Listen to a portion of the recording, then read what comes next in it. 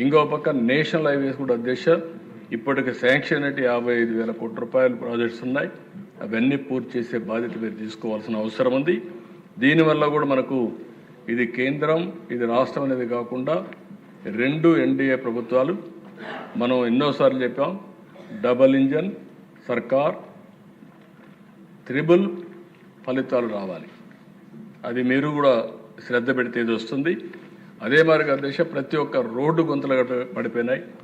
ఈరోజు మొత్తం గుంతలన్నీ కూడా పూడ్చే బాధ్యత తీసుకున్నాం. పార్ట్ హోల్ ఫ్రీ రోడ్స్ ఇప్పటికే చాలా వరకు ఎస్టాబ్లిష్ చేశాం. తొందరలోనే ఇక్కడే R&B మినిస్టర్ గారు ఉన్నారు, ఆయన బాధ్యత తీసుకుంటాడు R&B రోడ్స్ వరకు. అదే మరి డిప్యూటీ సీఎం గారు కూడా శ్రద్ధ పెట్టి దగ్గర 4,000 కోట్ల రూపాయలు పంచాయతీరాజ్ రోడ్లపైన ఖర్చు పెడుతున్నారు. దీనివల్ల మెరుగైన రోడ్డు వ్యవస్థ వస్తుంది. ఇకపోతే పోర్ట్లు కానీ ఎయిర్పోర్ట్లు కానీ దగ్గర మీరు ఒకసారి ఆలోచిస్తే ఒక 20 ఎయిర్పోర్ట్లు వస్తాయి, దగ్గర ఒక 20 పోర్ట్లు వస్తాయి, చిన్నవి పెద్దవి. దీనివల్ల లాజిస్టిక్స్ కేంద్రంగా ఈస్ట్ కోస్ట్ లాజిస్టిక్స్ హబ్గా ఆంధ్రప్రదేశ్ తయారవుతుందని చెప్పి కూడా నేను మీకు తెలియజేస్తున్నాను.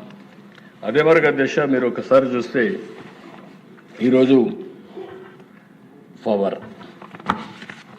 ఈ పవర్ డిపార్ట్మెంట్లో చాలా సమస్యలు క్రియేట్ చేశారు.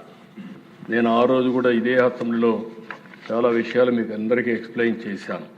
ఈ పవర్ మీద ఏం జరిగిందో కూడా ఎక్స్ప్లెయిన్ చేశాం. వైట్ పేపర్ కూడా పబ్లిసైజ్ చేశాం.